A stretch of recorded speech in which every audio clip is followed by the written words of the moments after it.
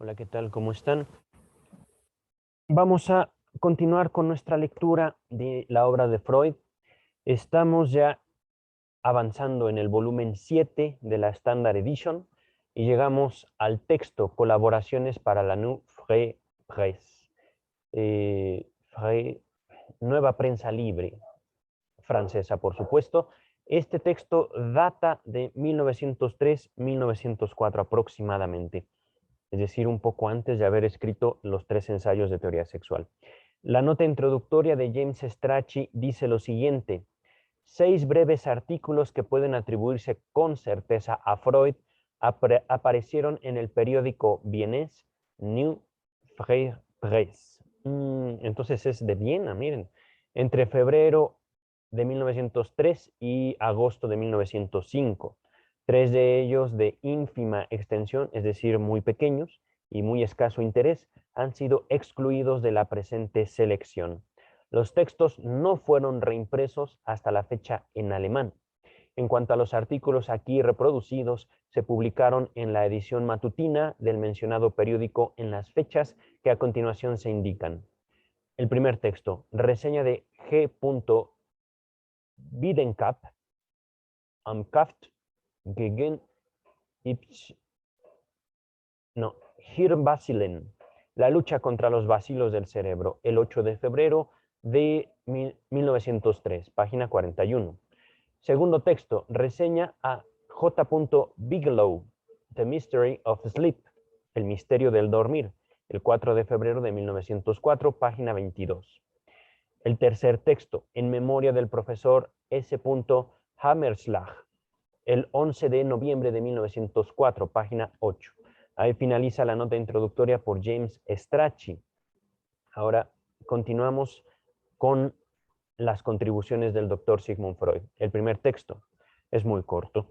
Dice, reseña de George Wiedenkamp im Kraft gegen Hirschbacillen. Berlín, 1902, nos dice la primera nota a pie de página.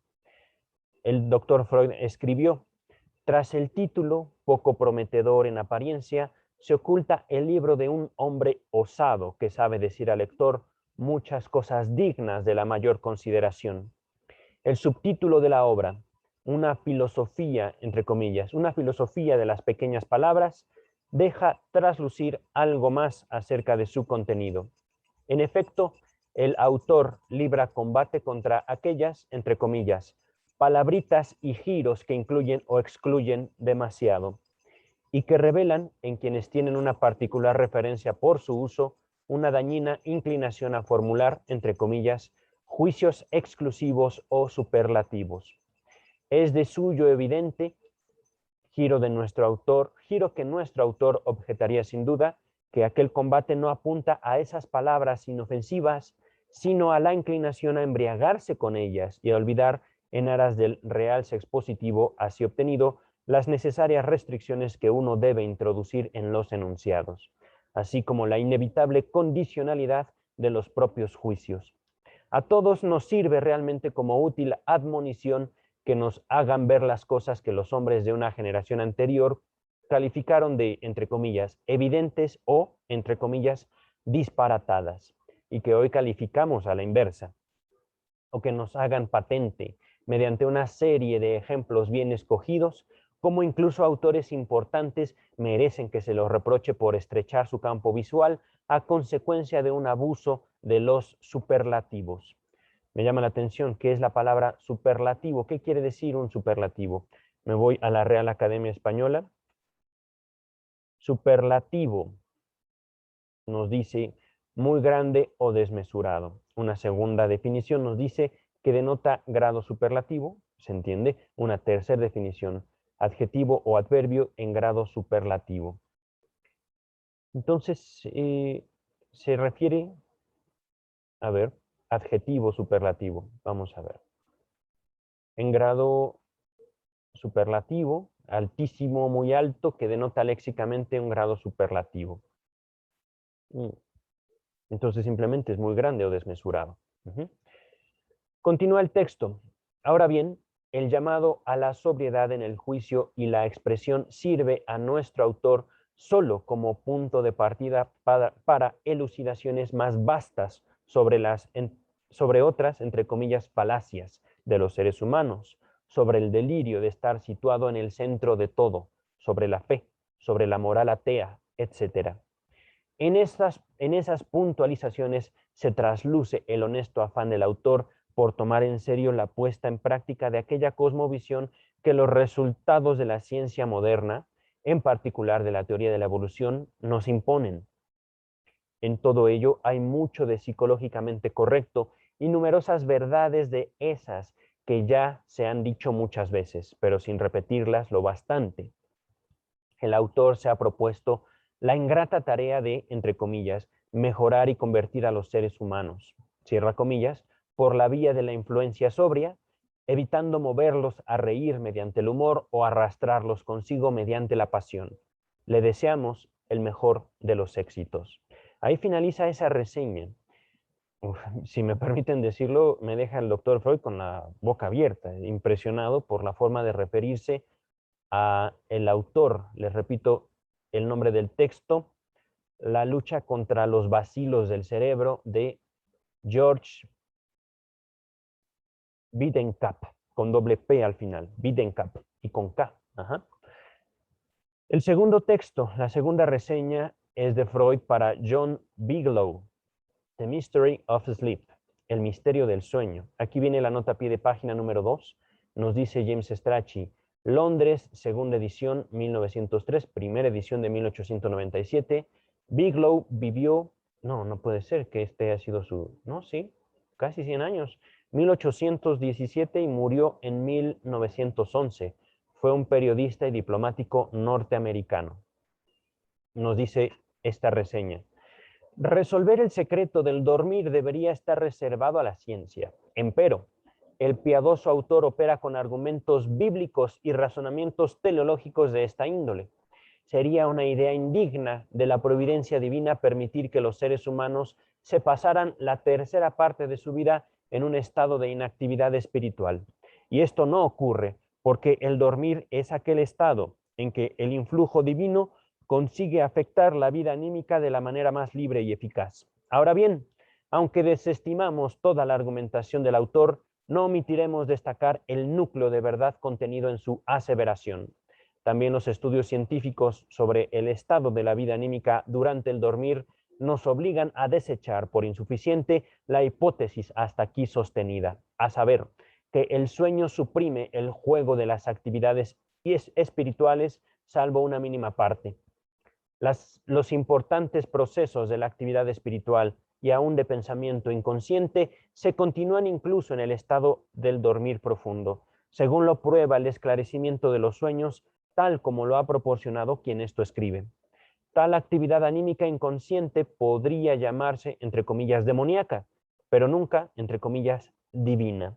Ahí finaliza esta segunda reseña del doctor Freud para John Bigelow, El misterio del dormir. Y sin duda les voy a dejar al final de este texto, al final de este video, la liga a la interpretación de los sueños, para explicarse por qué Freud llama esta actividad demoníaca, pero no divina. Ajá.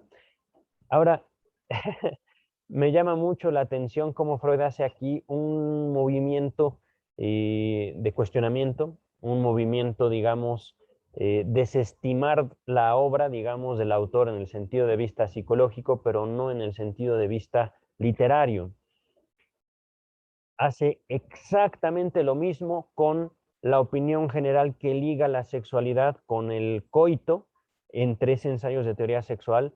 La desestima, la cuestiona, pero la sostiene. No la quita, no la cancela, no la echa al bote de la basura. El tercer texto que nos ocupa en esta ocasión tiene por título En memoria del profesor S. Hammerslag. Aquí viene la nota a pie de página número 3. Freud, dice James Strachey, había sido alumno de Hammerslag y mantuvo siempre una afectuosa relación con él. Véase la biografía oficial de Ernest Jones, de Sigmund Freud, es decir, la biografía de Freud por Ernest Jones, de 1953, páginas 175, 79 y 183. Nos dice el texto, es un texto muy pequeño. Ese Hammerschlag, quien había abandonado hace unos 30 años su actividad como profesor israelita de la doctrina religiosa, era una de aquellas personalidades que dejan huellas imperecederas en el desarrollo de sus alumnos. En su alma ardía una chispa del fuego mismo que animó a los grandes sabios y profetas judíos. Chispa que solo se extinguió cuando la edad debilitó sus fuerzas. Pero el ideal de humanidad de nuestro periodo clásico alemán, ideal que regía su pensamiento, moderaba felizmente su naturaleza apasionada, en tanto que su cultura se apoyaba en los estudios filológicos y sobre la antigüedad clásica a que se había consagrado en su juventud. La instrucción religiosa le servía como un camino para la educación en el humanismo y sabía hallar en el material de la historia judía los medios para llegar a las fuentes de entusiasmo ocultas en el corazón de los jóvenes y hacerlas surgir muy por encima de toda limitación nacional y dogmática. Aquellos de sus alumnos que podían después visitarlo en su intimidad ganaban un amigo paternal y tutelar y llegaban a percatarse de que una ternura comprensiva era el rasgo principal de su naturaleza.